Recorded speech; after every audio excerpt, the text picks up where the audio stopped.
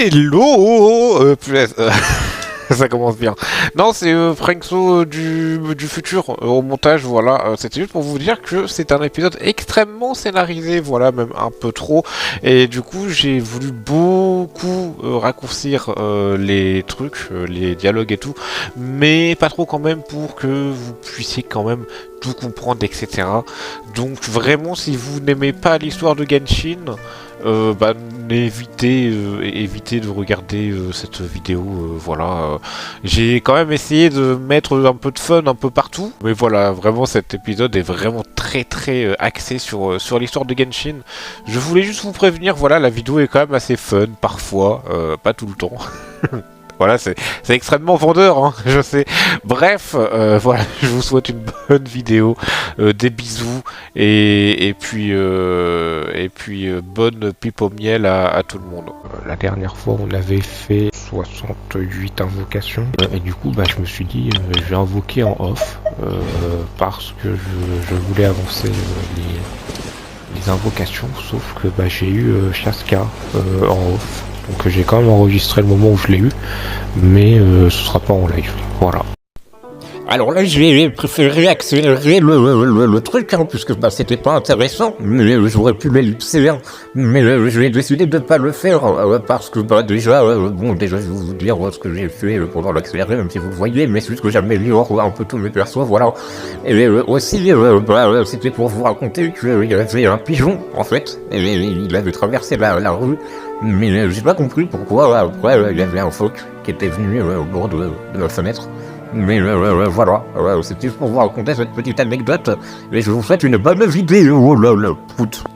Et donc, je suis de retour en fait, voilà, parce que je viens juste de voir au montage que j'avais fait le donjon de l'élévation de monde, sauf que le gameplay est désastreux, donc je vais faire cette voix off, puisque vous, le gameplay est désastreux, en sachant que je vais jouer Shaska, sauf que je ne vais jouer qu'avec une Ningguang, sauf qu'avec Shaska, il faut jouer plusieurs éléments, comme l'électro, le pyro, l'hydro, ou le cryo, sauf que je n'ai que du pyro, yes, trop bien.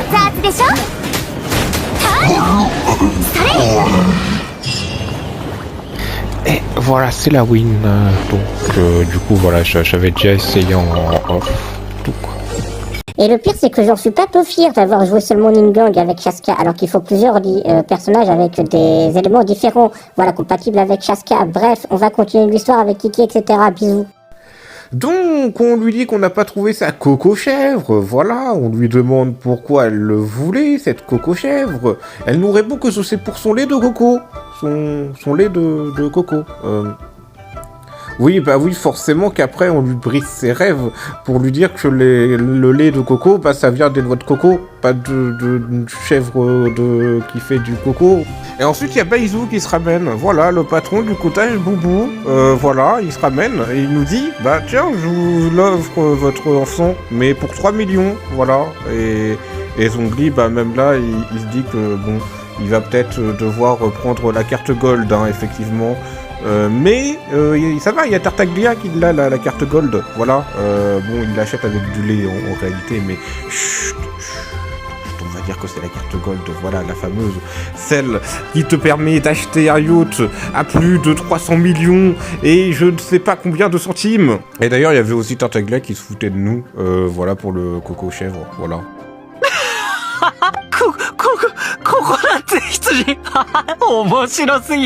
Et après ça, on retourne à la terrasse Yujing pour rien y faire, vraiment, littéralement. Zhongli nous dit d'y aller, mais on n'y fait rien. Je sais pas ce qu'on y fait, hein, vraiment. J'ai lu tous les dialogues, j'ai même essayé de voir s'il n'y avait pas un truc à lire de travers, mais non, il y a que dalle, voilà. Voilà, même le fait que Tartaglia se demande qu'est-ce que Ningguang pourrait cacher dans la chambre d'or. Depuis que les 7 étoiles l'ont repris, c'est plus intéressant en fait, forcément, et oui, c'est le serpent. C'est le serpent, on s'en fiche du serpent de Baizou. Oui, tout le monde s'en fiche, même moi je m'en fiche, je voulais même pas résumer, tellement qu'il n'a pas d'importance ce serpent. Après tout ça, il y a Zhongli qui nous invite au resto, voilà, et puis nous on était là pour prendre notre petit thé hein, à la base, mais il y a un pélo qui nous raconte l'histoire de la chambre de Jade et de Ningguang. Alors, vraiment, 1 minute de cinématique juste pour nous dire que Ningguang a 3 conseillères, mais on s'en balèque, vraiment, Genre, j'étais là en train de boire mon thé, et toi tu me mets une addition en plus, juste pour nous dire que Ning Guang, elle avait 3 conseillères. C'est le menu on t'encule ou... J'en veux plus de moi. Et là, il y a Ganyu, émissaire secrétaire des 7 étoiles, qui est aussi également la biquette qu'a vu Kiki.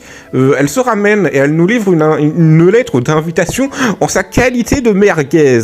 Oui, je parle de la maigresse Ning Guang, mais bref, on va dire que c'est la merguez, puisque c'est plus drôle en fait, puisque du coup, j'imagine une saucisse en fait, qui contrôle un pays. Une saucisse de Justin Bridou. C'est marrant, non? J'en peux plus. Et du coup, on va au palais où il y a Ning Guang. Voilà. Zhongli nous a dit que après faudra le rejoindre dans un marais, mais ça, on s'en fiche un peu pour le moment. Et sauf que on peut pas y accéder à son palais. Voilà. Et Paimon a la magnifique idée de nous faire propulser grâce à la baliste qu'on avait réparée avec Zhongli au moment où l'on avait vu la coco-chèvre. Pas du tout, on l'avait totalement raté. Faut suivre un peu. Faut suivre. Voilà.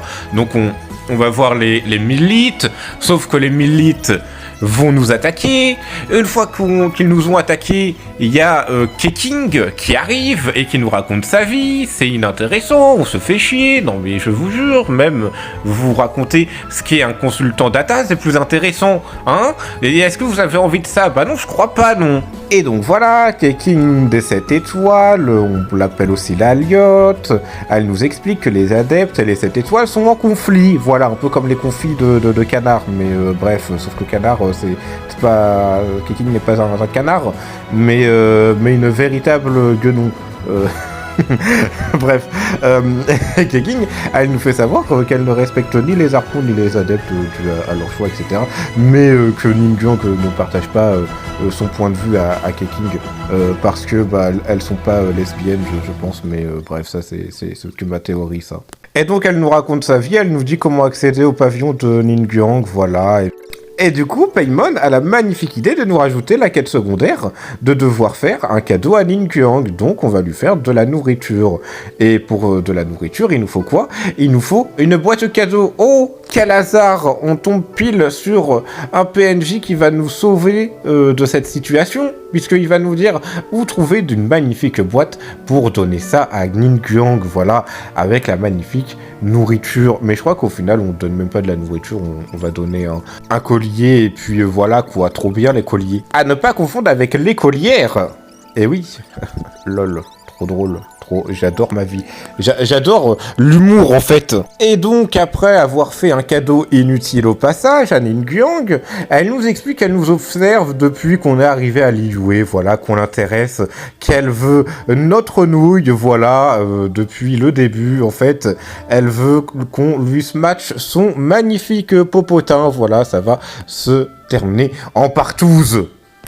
Ning Guang nous raconte la guerre des Archons, voilà, comme quoi avant il y avait beaucoup d'Archons qui peuplaient Teyvat, sauf qu'ils se sont tous foutus sur la tronche, voilà, donc c'est un peu comme dans Koh-Lanta, à la fin il en reste 7, il n'en reste pas qu'un par contre, et elle nous explique que cette guerre a pris fin il y a 2000 ans, voilà, et puis voilà quoi, c'est sympa les guerres, non, on va éviter, hein, surtout avec l'actualité en ce moment, et puis du coup, elle nous raconte aussi que la mort du souverain de la Roche, c'est aussi une tragédie, voilà, puisque c'est pas cool la mort en fait. On lui demande également pourquoi elle a caché le corps de l'Exuvia. Elle nous répond que c'est parce qu'en fait les ennemis avaient déjà infiltré Liyue depuis le début, et puis que du coup en n'agissant pas l'ennemi aurait eu l'avantage, voilà, c'est un peu comme un toucher-coulé, donc bon, oui forcément faut cacher ses bateaux quoi, et du coup c'est grâce à ça qu'elle a pu gagner le temps qu'il lui fallait pour tirer les choses au clair et de savoir que c'est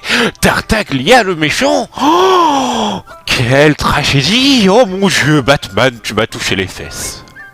On pénètre chez elle, un pas en elle, un pas encore tout du moins, et elle nous parle, elle nous dit qu'elle voit en nous quelque chose de spécial, voilà.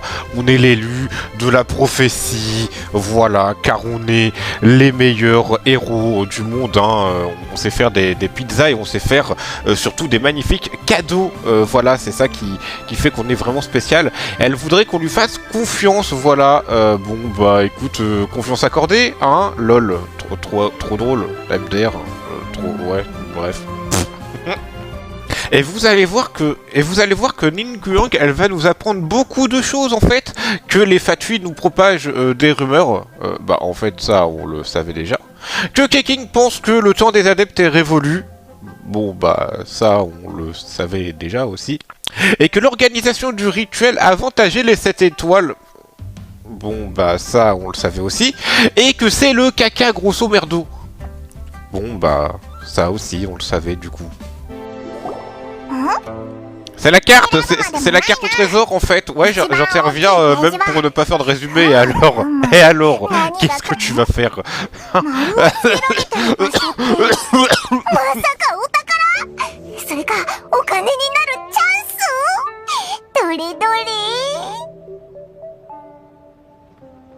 Kinki, Mekyaku, Otakara. ファデュイが近畿滅却の札を秘密裏に研究してるって書いてあるぞ。 Et donc voici le résumé le plus rapide que je vais vous faire. La carte nous indique un talisman de cette étoile à découvrir que les Fatui faisaient, des recherches sur les talismans de permission comme celui de Tartaglia qui fait partie des Fatui, et ce n'est pas un hasard qu'on sache tout ça, Ningguang sait ce qu'elle fait. Il y a Blob sous roche. Et on décide d'aller à l'endroit que nous indique la carte, et on constate qu'ils veulent reproduire le talisman pour reproduire les pouvoirs avec une grande quantité, ce qui n'est pas du tout positif, voilà. Et après ça, on va enfin voir Zhongli le pauvre, voilà, il nous attend depuis au moins 2 jours dans le jeu, voilà, en Teyvat. J'espère qu'il s'est fait un petit camping, bref, on va voir ça. On résume la situation à Zhongli, donc nos relations avec Keqing, comme quoi on a couché avec Ningguang et on l'a trompé avec Keqing pour repasser avec Ningguang, voilà. Et il nous explique que Ningguang est une excellente commerçante, tout comme Keqing, voilà. Et il nous précise que Ningguang, il y a l'argent qui compte au-dessus de tout, même au-dessus de son palais, voilà. Et il nous explique qu'on est ici pour cueillir des lys vernis sauvages, parce qu'il n'y a que ici qu'on peut en trouver, voilà. Et il a aussi besoin de nous pour chanter, donc bah on va chanter en fait, c'est parti pour chanter. 3, 4. Un petit poney, tu es tout grillé, tout petit poney. Petit poney, tu combats dedans les prés sans te soucier du temps qui passe, petit poney, la nuit qui tombe sur les prés, c'est aussi ça la vie qui passe, petit poney. お前の歌を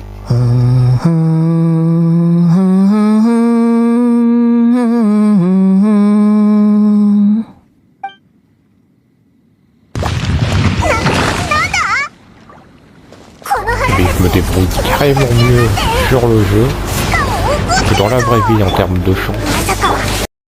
Au final, ce n'était pas les bonnes plantes, hein, c'était de la marocaine hein, qu'on avait, donc c'était pas les bonnes.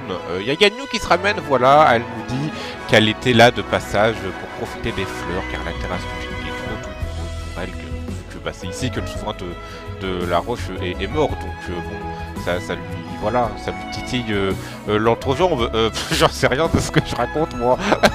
Et donc elle nous explique comment s'est passée la fin de la guerre des Archons, voilà. Comme quoi il y avait que les 7 archons, du coup les 7 archons, ils se sont réunis pour faire la paix, voilà, à ne pas confondre avec l'épée, hein, l'épée de Gagnou qui sentent la coco-chèvre, hein. Voilà, bon, on nous fait aussi la remarque que du coup parmi les 7 archons d'origine, bah il en reste plus qu'un seul, hein, celui de Mondstadt, Barbatos, et on nous parle de Raiden, voilà, l'archon d'Inazuma, qui ne fait pas partie des archons d'origine. Et Gagnou nous explique que Liyue a toujours été souveraine du souverain de la Roche, voilà, aussi longtemps soit-il. Ça a toujours été comme ça, donc c'est la première fois qu'il y a un archon qui meurt à Liyue. Et aussi on apprend aussi qu'elle est à moitié Kilin et humaine, donc ça fait d'elle aussi un adepte, voilà, et elle a combattu aux côtés du souverain de la Roche, donc Gagnou est vraiment très âgée, entre guillemets, hein. Mais elle a minimum 2000 ans en fait. Puisque bah, la guerre a pris fin il y a 2000 ans. Et c'est après la guerre qu'elle a été l'une des 7 étoiles. Et vu qu'elle est sympa, elle nous donne la fleur, voilà. On va l'y jouer. Sauf qu'il y a un Fatui qui nous dit qu'il y aura une bataille entre les adeptes, les 7 étoiles, qu'il y a des tensions de partout entre les milites, les habitants, les 7 étoiles, les adeptes, les Fatui, le funérarium de Zhongli, c'est la merde, c'est la merde. Mais vu qu'on est le héros de Teyvat, on a le choix entre servir d'intermédiaire grâce à notre neutralité, ou prendre les armes et se bastonner à mort, voilà.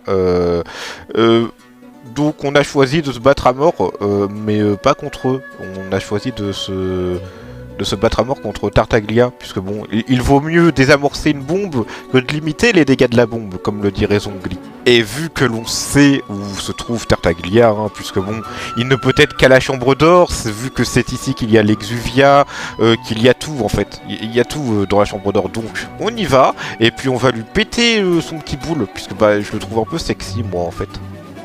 Une fois arrivé dans la Chambre d'Or, Tartaglia nous révèle qu'il voulait le Gnosis de l'Exuvia, car c'est un ordre qu'il a reçu des Fatui.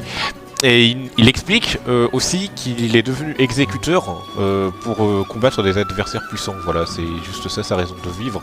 Voilà, c'est trop bien les bastons et tout. Bon bah let's go lui péter la tronche en fait du coup. Et là, Tartaglia qui s'énerve parce qu'on lui a botté les fesses une première fois. Mon dieu, c'est le second round. C'est incroyable, mesdames et messieurs. Voilà. Est-ce que Paimon va être utile? On ne le sait pas, on ne le sait pas. Attention, c'est le voyageur, il utilise l'élément Anemo. Oh mon dieu, il utilise l'élément Géo.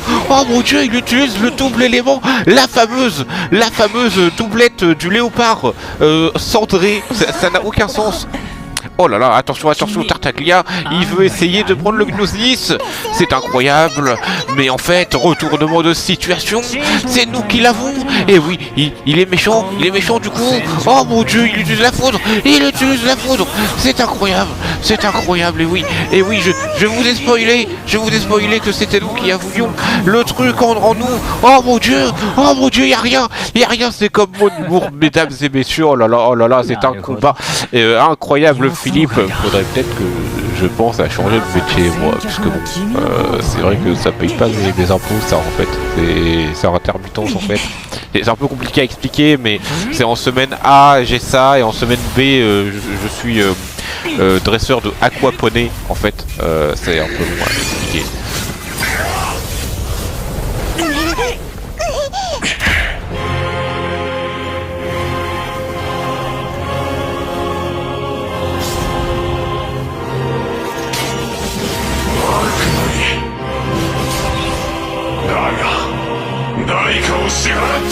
Et Tartaglia qui utilise la foudre, c'est incroyable, oh mon dieu, on va tomber, oh mon dieu, non, c'est comme mon humour qui chute, oh là là, et la chute est dure, hein. La chute est vraiment très dure, Paimon est la première à se relever, hein, parce que c'est la première à comprendre mes vannes, voilà, allez, c'est la foudre, c'est le combat, let's go, hein, allez, et on fait comme ça, allez.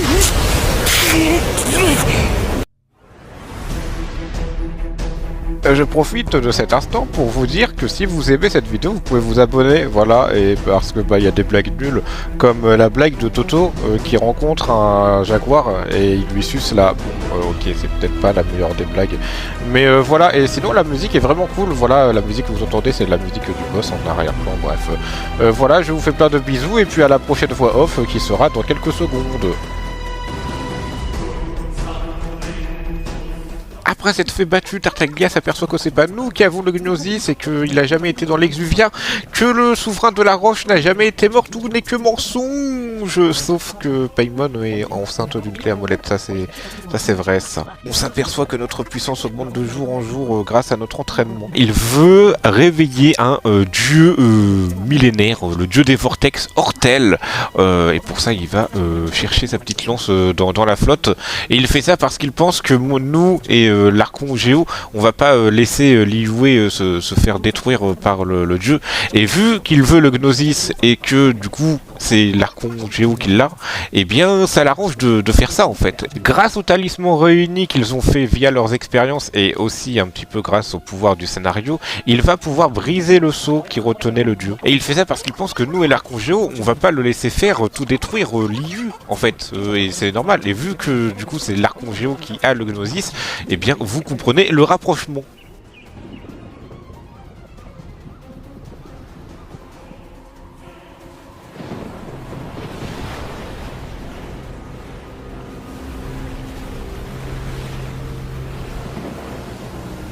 Il pleut, bergère, et les moutons, ils font caca.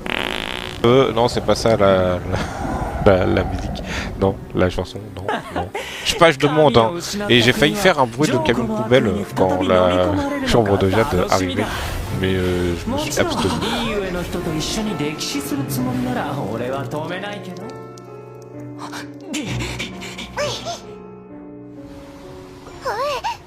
見失った。あいつ早すぎる。 Paimon, je me chie dessus en fait, j'ai besoin d'aller aux toilettes.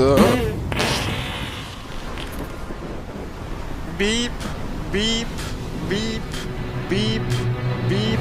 C'était un peu long.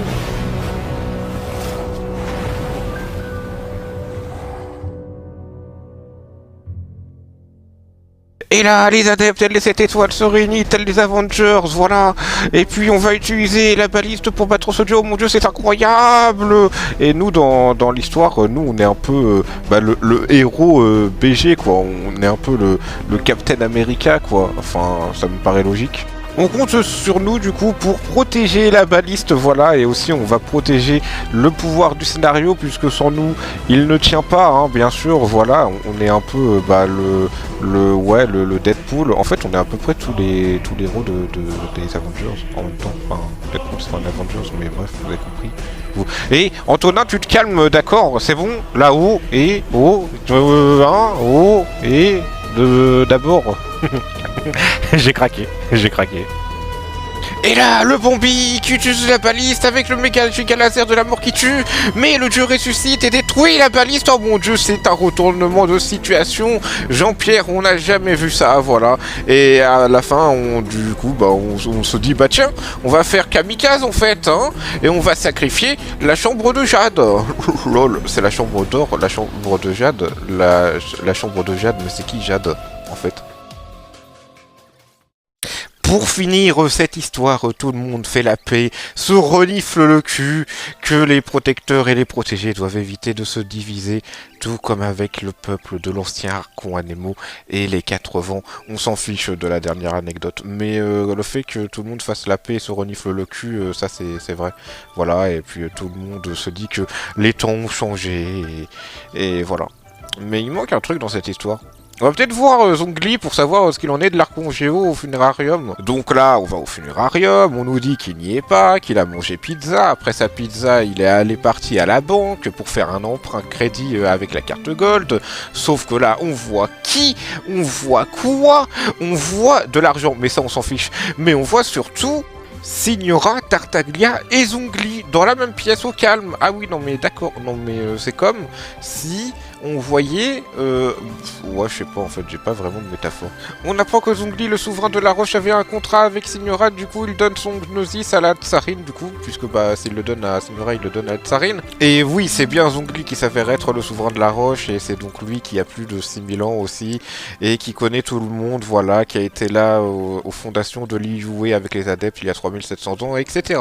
Il nous explique pourquoi il a fait tout ça, voilà, c'était pour vérifier si son rôle était fini après la construction de la cité de Liyue. Savoir si Liyue allait pouvoir perdurer, et c'est donc lui qui a tout organisé, hein. C'est lui qui a réuni tous les adeptes, les 7 étoiles, Tartaglia, Signora. Tout ça n'était qu'une affaire de contrat, voilà, c'est ce qu'on nous a appris à Liyue, qu'il y avait beaucoup de contrats, etc.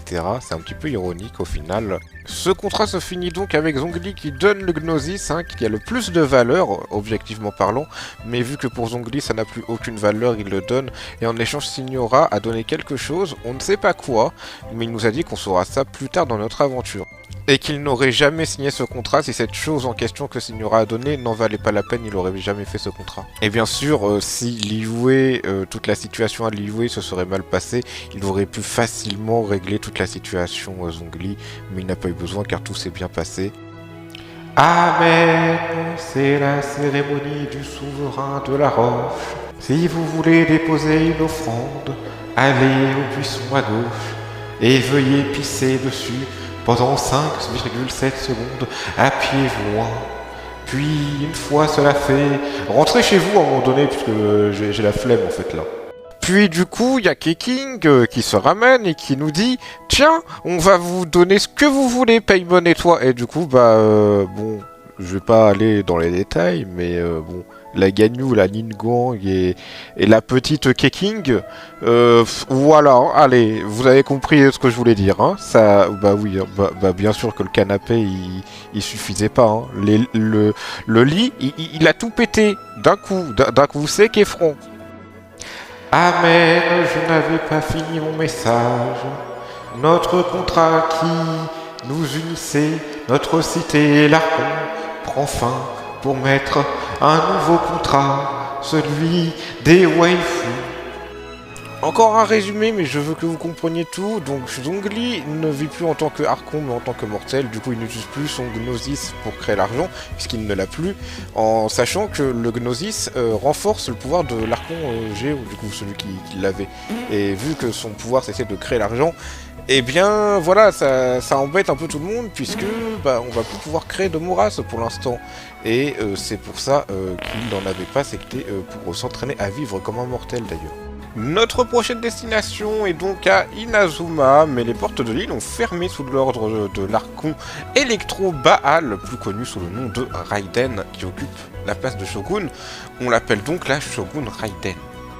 On se demande pourquoi les portes de l'île ont fermé, puisque tout allait bien il y a un an, mais apparemment ça serait à cause des yeux divins, puisque l'Archon confisquerait les yeux divins à toutes les personnes à Inazuma, puisque vu que c'est un cadeau des dieux, alors seulement ces derniers en ont le droit, selon elle. Et vu que Raiden est la déesse de l'éternité, elle ne veut pas que on mette en péril l'éternité de son royaume. On éclaircit également certains points de l'histoire, comme quoi Tartaglia n'est pas l'assassin du souverain, mais c'est comme lui qui a commandé les personnes qui ont tout manigancé. On nous rassure encore une fois que même si pour le moment la création de Mora est suspendue, les 7 étoiles vont vite trouver une solution. Et mis à part ça, est-ce que vous ne trouvez pas ça bizarre que Morax n'est pas de Mora? Oui, c'était nul, tu peux le dire en commentaire. Et là, ni une ni deux, Ningang veut refaire la chambre de Jade, sauf que pour ça, elle a besoin de 3 matériaux. Et si vous avez cru un seul instant que j'allais réunir un seul de ces 3 de putain de matériaux, bah vous avez raison en fait, puisque c'est dans la quête. Mais si ça ne tenait qu'à moi, je ne l'aurais pas fait, hein. À un moment donné, c'est bon, hein. Oh. Mais sur le chemin, on fait la rencontre d'une magnifique mademoiselle avec des cheveux longs argentés, telle Emilia dans Re:Zero. Sauf qu'elle se fait la malle et puis Paimon a l'idée de la pister. Alors ne faites pas ça dans la vraie vie, voilà. Ne vous amusez pas à pister des demoiselles. Voilà, non. D'abord vous lui parlez, vous lui dites bonjour et après peut-être vous faites connaissance. Mais sinon, non, vous ne pistez pas des demoiselles. On observe au loin la femme aux cheveux argentés qui se fait harceler par les deux. On appelle donc les milites pour qu'ils s'occupent de cette affaire et la femme aux cheveux argentés nous révèle son prénom Shen, voilà, ou Chené, prononcez-le comme vous voulez. Après ça, on fait connaissance, elle nous dit qu'elle aimerait bien manger, mais elle mange que des herbes médicinales, donc on l'emmène voir au cottage Bubu, afin qu'elle puisse manger. On arrive au cottage Boubou et Shen nous laisse sous-entendre que c'est une adepte, hein, et puis Baizu arrive. Et il nous demande qu'est-ce qu'on fait encore à lui. On lui répond qu'on est là pour reconstruire la chambre de Jade et il nous indique que la guilde des marchands pourrait très bien nous aider afin de pouvoir retrouver les matériaux nécessaires à la reconstruction de la chambre de Jade. En allant à la guilde des marchands, on croise Xingqiu. Il nous parle de Scrutflow et Shen a l'air de beaucoup connaître Scrutflow parce que d'après elle, elle s'entendrait bien avec Taimu. Et elle nous rapporte aussi quelques petites précisions qui sont totalement contradictoires avec les informations qu'ont les autres marchands. Et d'après Xingqiu, Scrutflow aurait caché dans sa demeure une plaustrite crépusculaire. C'est l'un des matériaux qui est nécessaire pour la reconstruction du palais de Jade de Ningguang. Il nous indique donc la direction et ça serait à Lisha et donc on va y aller, mais ce sera pour une prochaine fois. Et voilà, c'est comme ça que cet épisode se termine. Oui, il n'y a pas vraiment d'intro, d'outro. Je suis fatigué. Vraiment, ce montage m'a pris 2 semaines parce que c'était plus long que je le pensais en fait. Je m'étais dit oui, ça va faire une rediff, c'est une rediff de 2 heures, enfin un live de 2 heures. Je m'étais dit ça va passer tranquille. Pas du tout. pas du tout vraiment, c'était excessivement long. Pourquoi c'était extrêmement long? Parce que c'était un épisode très scénarisé en fait. C'était un épisode extrêmement scénarisé. Voilà, je parle comme je veux là, je la fais en une prise, pas grave. Mais ouais, c'était extrêmement long, c'était beaucoup plus long que je le pensais. Et en fait, les épisodes scénarisés comme ça, où je fais que de l'histoire, c'est plus long qu'un live de 4 heures ou même de 5 heures où je fais pas d'histoire, je pense. Mais voilà. Donc bah, j'espère que ça vous aura plu quand même. J'ai essayé de donner un maximum d'explications en même temps de résumer un minimum la chose. Mais c'était pas évident parce que parfois il y a trop de détails. Donc ça, il y a des skips et des raccourcis que j'ai fait. Parfois il y en a pas assez. Donc j'explique quand même tout pour que bah, ça soit compréhensible un minimum, qu'on ne se dise pas mais pourquoi Zhongli a fait telle chose ou pourquoi on suit la madame, etc., etc. Enfin la madame Chieneux, hein, du coup. Bref, voilà, je m'arrête là. Je vous souhaite une bonne journée, une bonne soirée, une bonne semaine et je vous fais tout plein de câlins.